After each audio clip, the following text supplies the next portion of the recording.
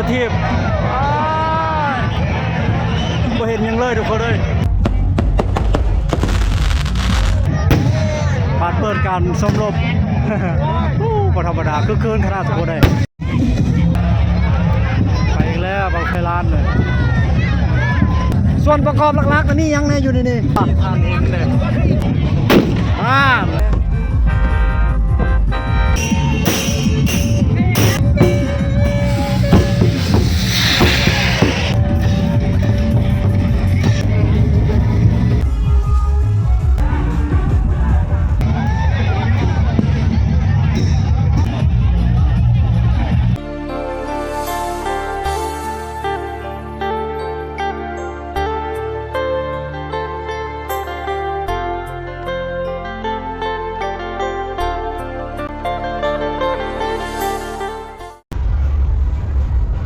คนกำลังลาย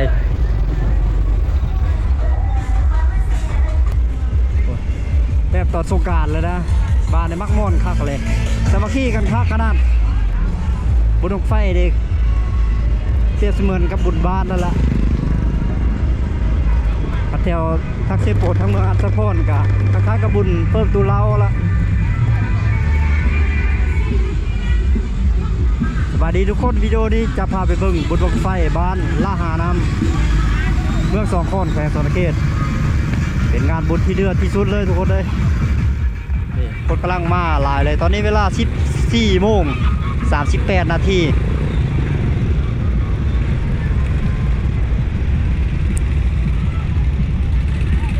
ตอนนี้เรามากำลังจะฮอดสถานที่จุดบังไฟอยู่แคมป์หน้าแคมป์บ้านคนหลายเลยคนทุกทั่วสารทิศจะมาโฮมกันอยู่ดีเอาจอดรถจักรอยู่เซฟบาทเลยแดดก็แดดฝนก็มาตกลงมาเนี่ยให้เขาเลี้ยงขี้ตมข้าวนาเซ้งสุกเหลืองเตื้อยท่านได้เกี่ยวนะเดือน6ขอฟ้าขอฝนปูซาเทพไทยเทวาเทพแทนจอดแถวนี้บ่รถจักรไหมเขาในเห็นบ่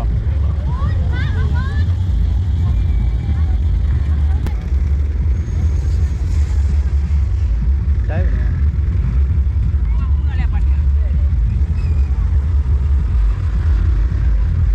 โอ้ตัวฝุ่นจูดลายบังเลยจูดว่าง1 โมงหาก็ได้ประมาณ30 นาทีแล้วเขาจูดมาเนี่ยกำลังเปิดซากได้ไปได้เต็มแล้วนี่นะงานนี้ถือว่างานสุดท้ายของหมู่บ้านได้ทุกคนเลยงานสุดท้ายของหมู่บ้านของปีนี่ละมีทางลาดอยู่นี่โว้ยทุกคนเลยบนกระฟางรถไปได้บาทนี่มันมีบนฟางรถเบาเขาฟางรถอยู่ใช้บางรถจักรเลยฮะจอดซ่าเลยบ่จอดจะพูดบ่ฮะ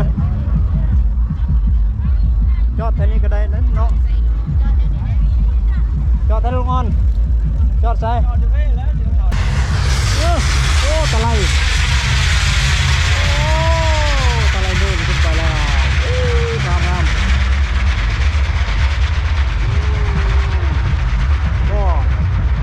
ขึ้นงามเลยเนาะโธ่หายเลยบ่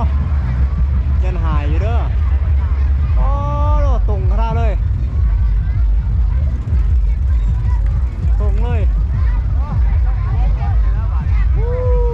เบิ่งลมมันกลางอยู่บ่กลางอยู่ลมมันกลาง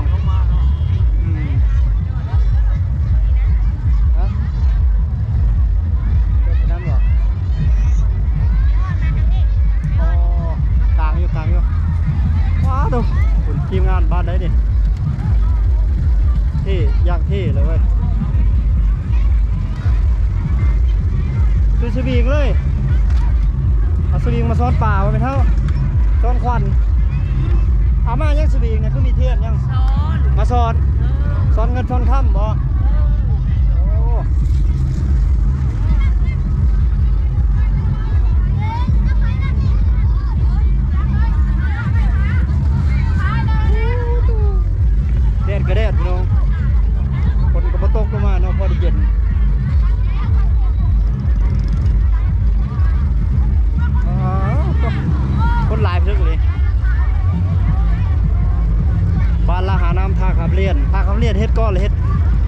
ทิตย์ก่อนเนี่ยสัปดาห์ที่แล้ว อันนี้ละหาน้ำเป็นบ้านดังของเมืองสองคอนแขวงสะเขต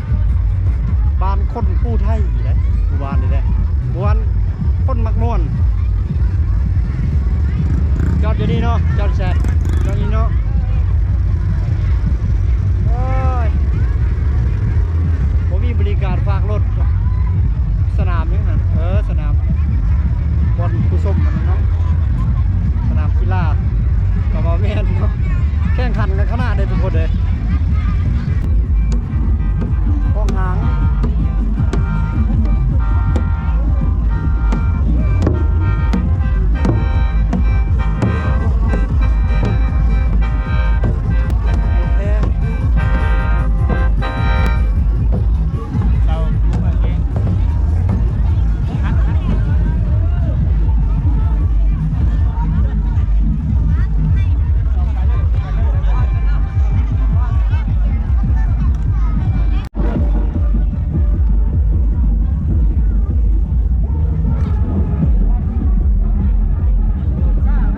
ถือว่าเป็นสนามสำหรับผู้คนที่เข้ามาแห่บังไฟเนาะแถวนี้นะเข้ามาแห่บังไฟแล้วก็แสดงศิลปะประเภทนี้ที่เกี่ยวข้องกับงานบุญบังไฟแหละบุญขอฟ้าขอบนต่อจุดไฟบูชาพญาอินทร์พญาแทนหมดบังไฟล้านแล้วก็ท่านได้จูดเดิมดงบังไฟมื่นนี่จูดหลายๆบางแล้วบังไฟมื่น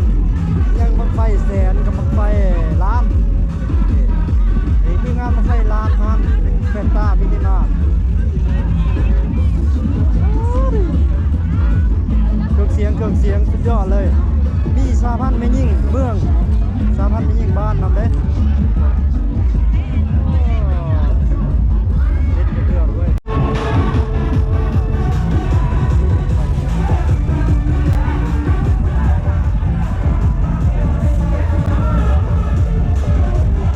กำลังมีการพับเซตนี่อันนี้ตั้งคณะอาดุโซเพิ่นมาตรวจตาตรวจการ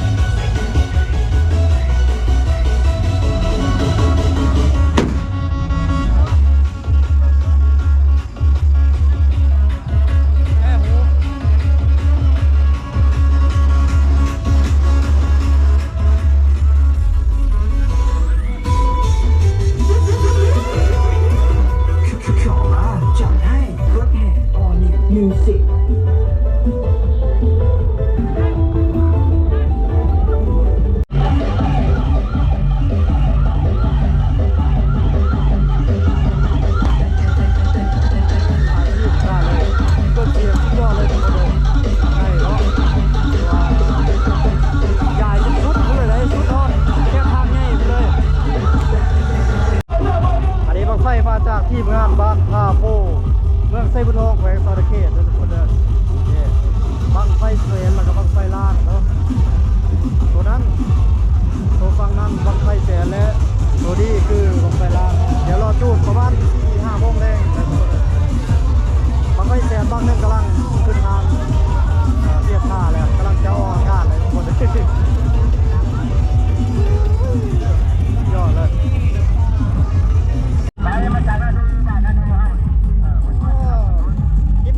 ทีมงานได้ดิทีมงานได้พอว่าแม่ชวันน้ำ สวรรค์เขตเนาะวัดบังคับน้ำสร้างคำสวรรค์เขตโดยมื่นเนาะนี่เนาะตัวมื่นบ่ดิตัวแสนตัวแสนเนาะอ๋อตัวแสนทั้งหมดก็มีลายบ้างจะได้ทุกคนเลยแล้วก็ตัวล้านนี่เนาะบังไฟล้านนี่ก็ซีมีอยู่ประมาณ 2-3 บังสิประมาณ 4-5 โมงแรงพัดจูดบังไฟล้านทุกคนเลยและบังไฟแสนตัวนั้นก็ขึ้นทางเทียบท่าเลยกำลังเก็บออกสู่อากาศบริเวณทุกคนเด้อกำลังเตรียมจูดเพื่อถวายพญาแถนพญาอินทร์เพื่อขอฟ้าขอผลตามประเพณีของคนลาวชาวพุทธเนาะนี่คือการบุญบังไฟประจำบ้านละหาน้ำเมืองสองคอนแขวงสวรรค์เขตบรรยากาศผู้คนกำลังรอส้มรอเบิ้งบังไฟแสนขึ้นสู่เวหาคนหลายเนาะแต่ว่าอากาศร้อนอุณหภูมิอยู่ที่ 38 องศาเซลเซียสเดี๋ยวประเดี๋ยวคือว่าฝนจะลงจากเม็ดเลยประเดี๋ยวนะแต่ยามตอนแรงเด้อท้องฟ้านี่เสื้อมีเห็นเป็นเมฆหลายก้อนอยู่ได้ทุกคนเลย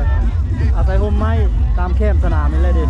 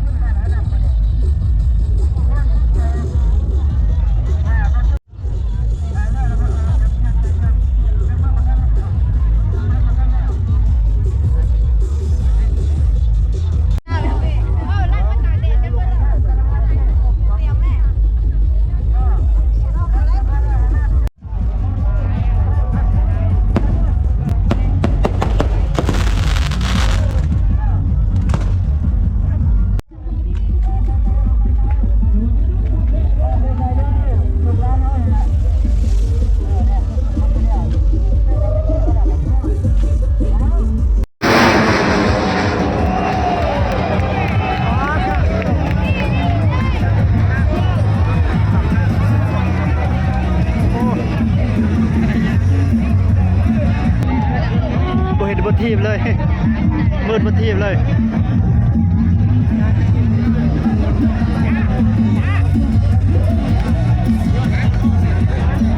หายเลยบังไฟเสร็จบังนี้ขึ้นงามขนาดเลยจะตุดตรวจขึ้นไป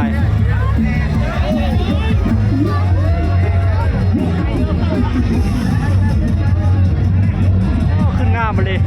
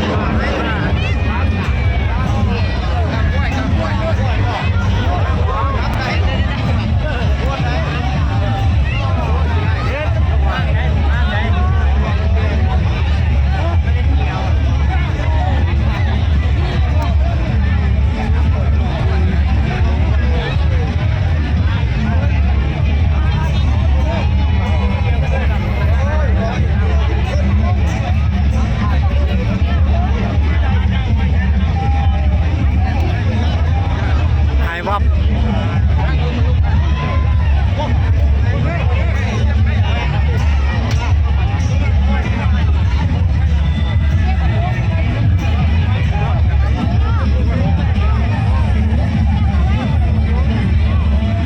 บังไฟลานกำลังขึ้นไปแล้วของทีมงานทาโพ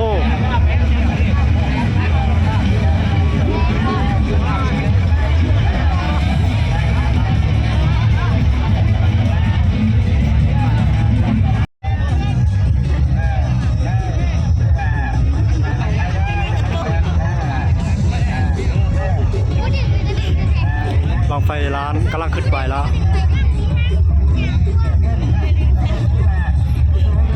มีอยู่2-3บังบังไฟร้านรอบแรกรอด5 โมงถ่ายคลิปเพื่อจะโจทย์อีกบังหนึ่งเป็นบังสุดท้าย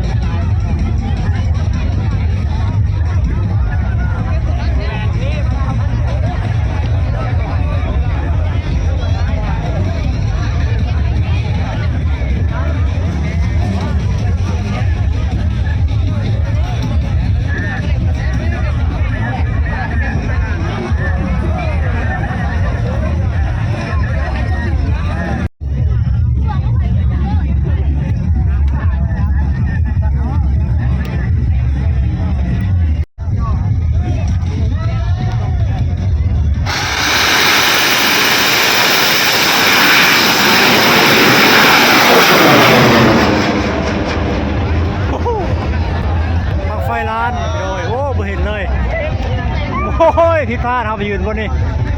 ได้แล้วเนี่ยแล้วโอ้บังไฟล้านขึ้นไปแล้วสวย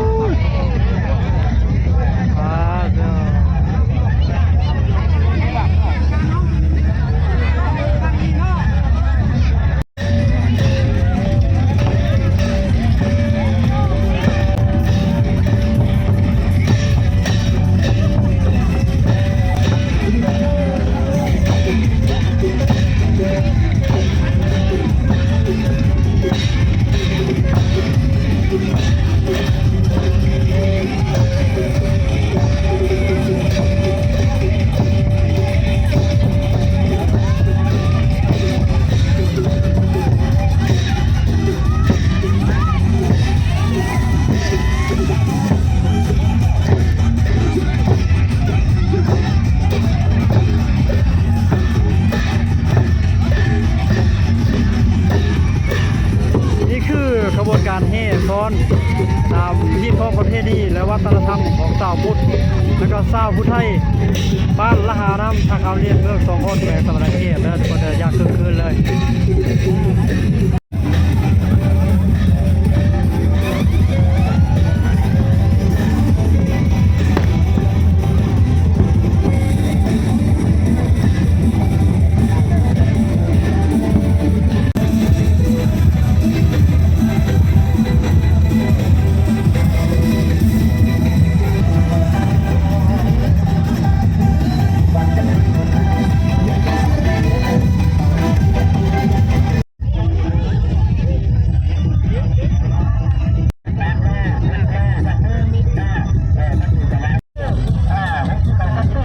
กระจุดแล้วไม่ไหมกดเลคคอร์ดประทันไปเลยกี่ฝุ่นไงก้มเลยส่วนห้างบังไฟทางเบิดจะมีอยู่3ห้างเด้อทุกคนเด้อมีห้างใหญ่สุดห้างกลางแล้วก็ห้างน้อยสุดห้างน้อยสุดจะมีบังไฟมื่นเอาไปใส่เนาะและบังไฟธรรมดาและสำหรับบังไฟเสีย DCB อยู่ประมาณขึ้นทะเบียนแล้วประมาณ10บ้างและบุกขึ้นทะเบียนนี่กับหลายบ้างแต่บังไฟล้านจะมีอยู่3บ้างเด้อทุกคนเด้อนี่กำลังติดตั้งเนาะทีมงาน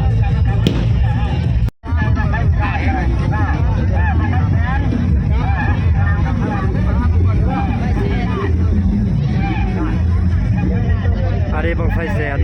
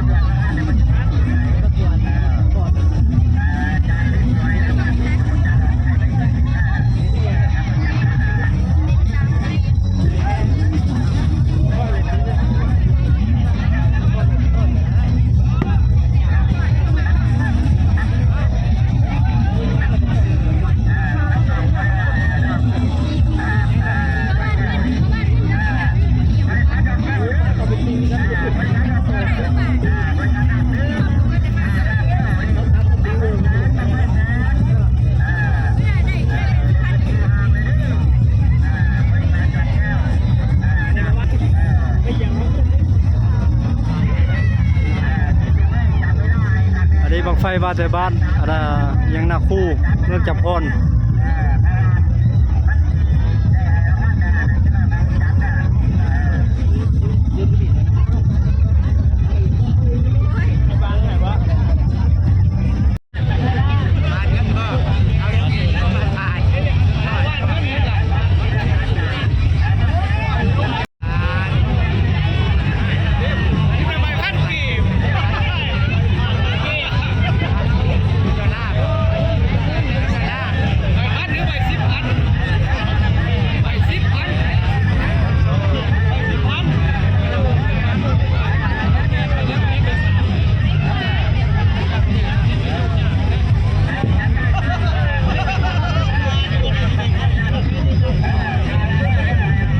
โปรยเงินประมาณ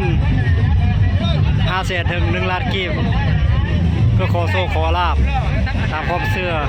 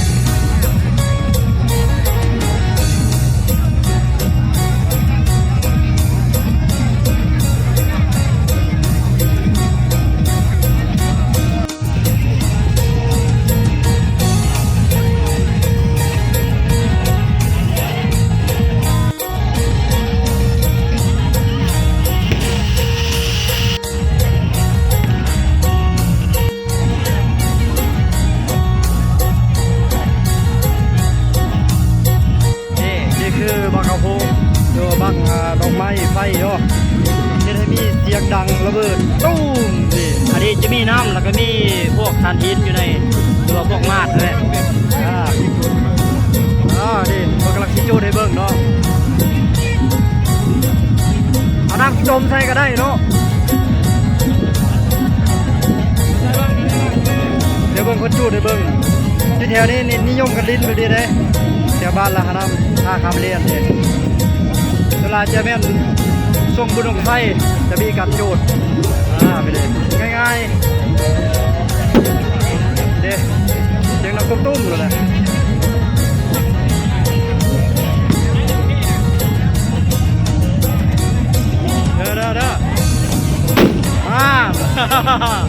เสียงสุดยอด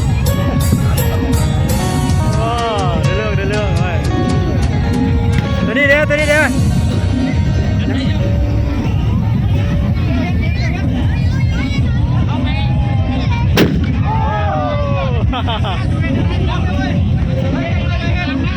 เสียงระดับเดียวครับเ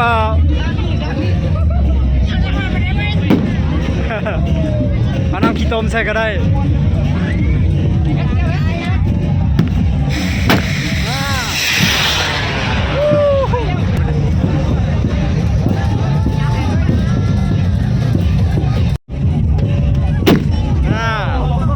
เล่นกันเป็นกระบวนการวดฟื้นเลยเฮ็ดให้มีเสียงแตกที่ม่วนซาใจดังซาใจแต่ว่าบ่ได้บ่ระเบิดได้พี่น้องเอ้ยบ่เป็นอันตรายเนาะมีแต่เสียงดังซื่อมีแต่เสียงดังซื่ออันนี้ถือว่าบ่เป็นอันตรายเนาะ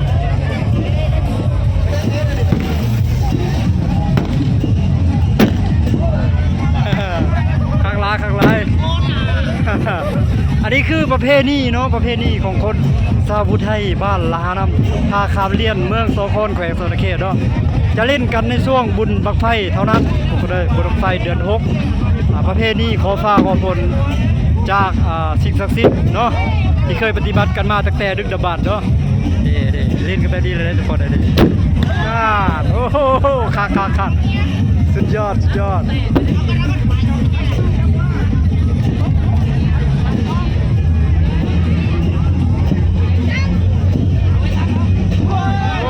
ผิดพลาดเนาะผิดพลาดทางเทคนิคตัวนี้บ่มีเสียงเสียงมันจะดังแห้งเลยทุกคนเลยอันนี้มันเสียงมันเบียดกันกับเสียงเครื่องไฟหลายๆเนาะแต่แล้วก็จะมีพวกดนตรีอย่างต่างๆเนาะโอ้บรรดาสาวงามเมืองสองพรทุกคนเลย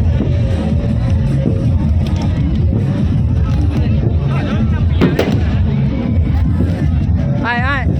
ส่วนประกอบหลักๆนี่ยังไงอยู่นี่ทานหินบ่คือว่าทานหินเลยอ๋อมีทานหินครับใส่น้ำโอ้น้ำนี่ก็จะใส่น้ำมันออกแก๊สแล้วก็จูนแล้วโอ้เอาทานหินลงไปเอาน้ำทองลงไปเนาะโอ้แล้วจุ่มน้ำชนิด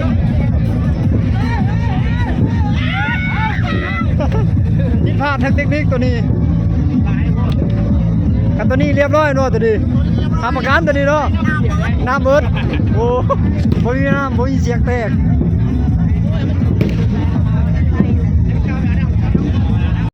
หลังจากที่ความร้อนมาตื้อกันกับน้ำอะไรกันมันเกิดให้เป็นแก๊สอยู่ในกระบังอันนั้นบังไม้ไผ่นะเวลาจุดกระไฟใช่มันจะระเบิดออกทางฝ่ายคนแต่ขอย้ำว่ามันบ่เป็นอันตรายเด้อพี่น้องเด้อมีแต่ระเบิดเสียงดังซื่อ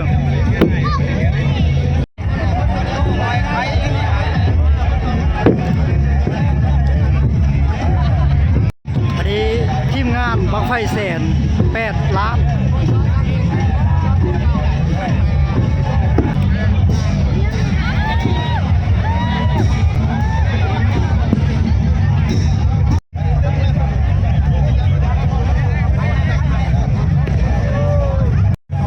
ผู้คนมารอเบิ่งรอส้มการจุดบังไฟล้านบักสุดท้ายเดี๋ยวในรอบ5 โมงแรงหรือว่า5 โมงเย็นทุกคนเลยคนเต็มเลย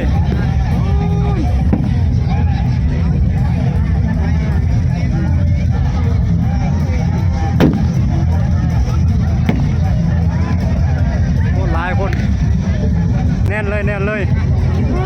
คนเลยอันนี้บังไฟแสนนี่บังไฟแสนบังไฟหมื่น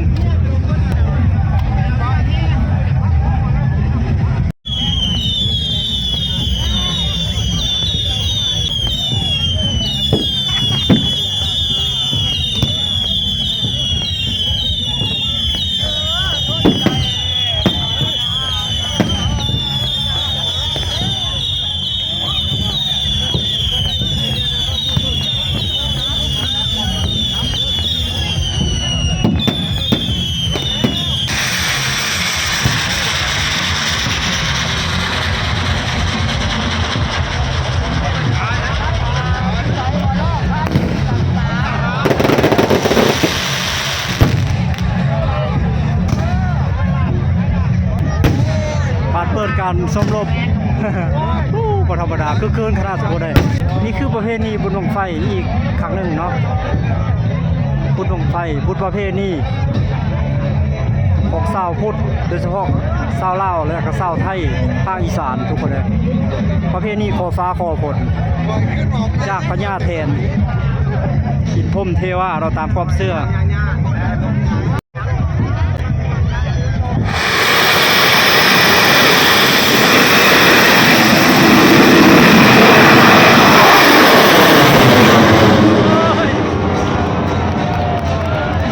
ไฟลานขึ้นมืดประทีปบ่เห็นยังเลยทุกคนเลย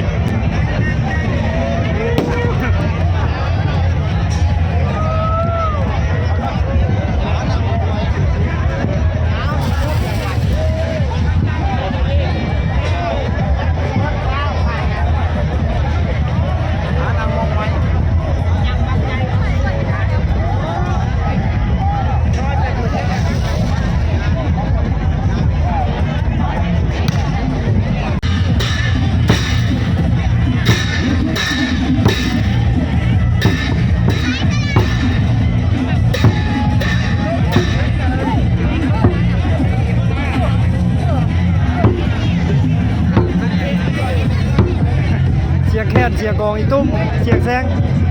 มันไปเรียดกันกับเสียกับเครื่องไฟขนาดใหญ่ของมวดยังเคินพวกโซลูมแต่งเครื่องเสียงเขาโซลูมรถใหญ่แล้วก็บูธขายเครื่องต่างๆ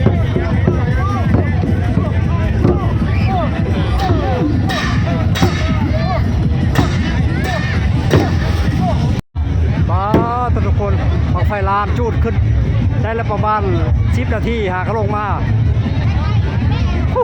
เป็นเรื่องตัวเอง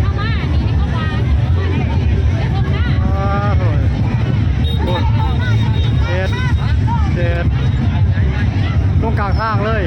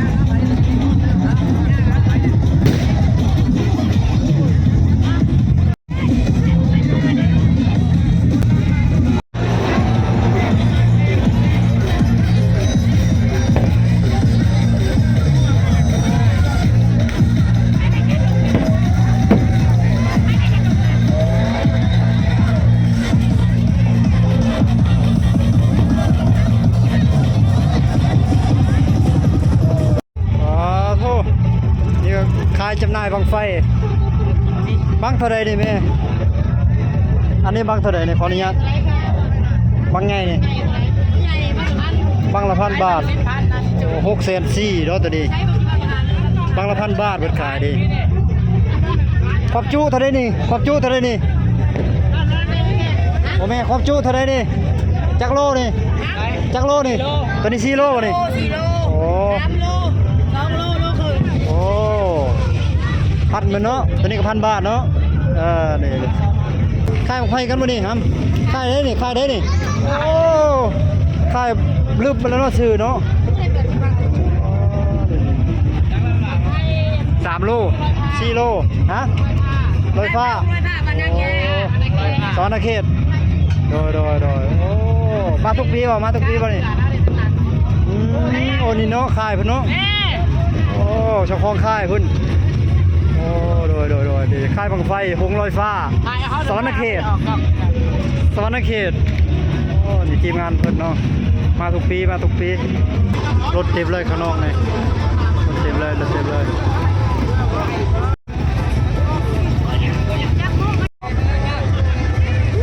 ครับเดี๋ยวตอนนี้6 โมงเย็น6 โมงแรกเลยทุกคนเลยบังไฟเนี่ยยังมีหลายนาทีบัตรได้จูดเลยทุกคนแต่ว่า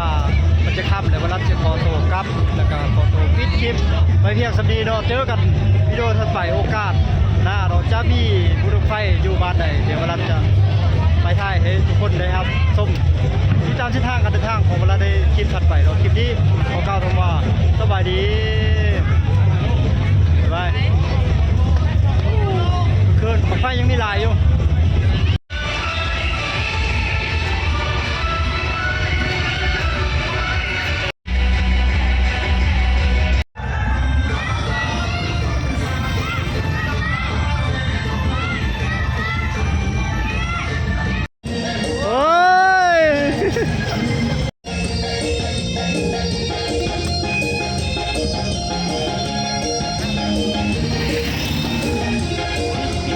เติมน้ำ